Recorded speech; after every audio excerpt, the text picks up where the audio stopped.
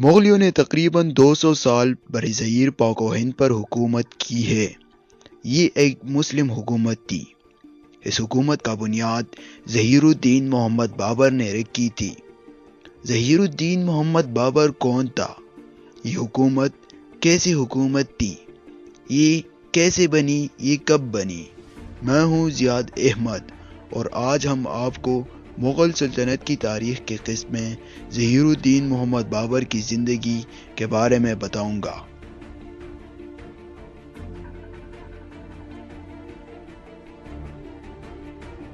ظہیر الدین محمد بابر کا تعلق تیمور خاندان سے تھا۔ بابر 14 فروری 483 کو پیدا ہوئے۔ ان کا والد عمر شیخ جو ترکستان کے حاکم تھے۔ بابر باپ کی طرف سے تیمور اور ماں کی طرف سے چنگیز خان کے نسل سے تھے۔ بابر کی رگوں میں 2 فاتحین کا خون تھا۔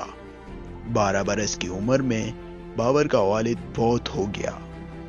بابر تو پریشان بہت تھا، لیکن زندگی تو اسے جینی ہی تھی۔ وہ کبھی تخت پر قابض ہو جاتا تو کبھی جنگلوں میں روپوش ہو جاتا۔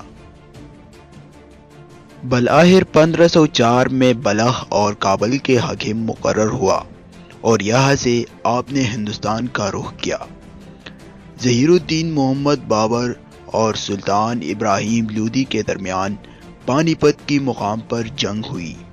یہ جنگ بابر کے لیے انتہائی مشکل تھا، کیونکہ سلطان ابراہیم لودھی کی فوج 1 لاکھ تھی، جبکہ بابر کے ساتھ صرف 12,000 کی فوج تھی۔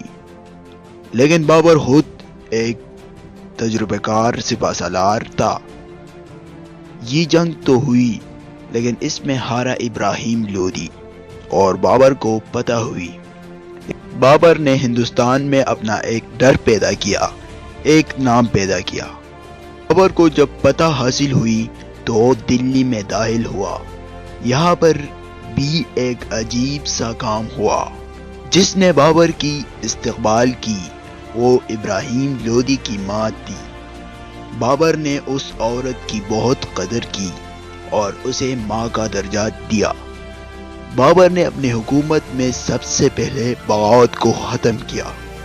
مغل حکومت پہلے بہت کم تھی۔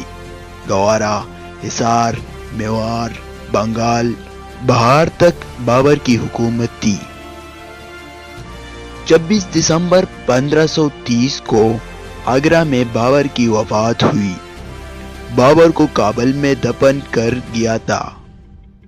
بابر تو اس دنیا سے چلے گئے، لیکن اس نے ایک تاریخ رقم کی، کیونکہ جس حکومت کو اس نے چھوڑی وہ 200 سال تک رہی۔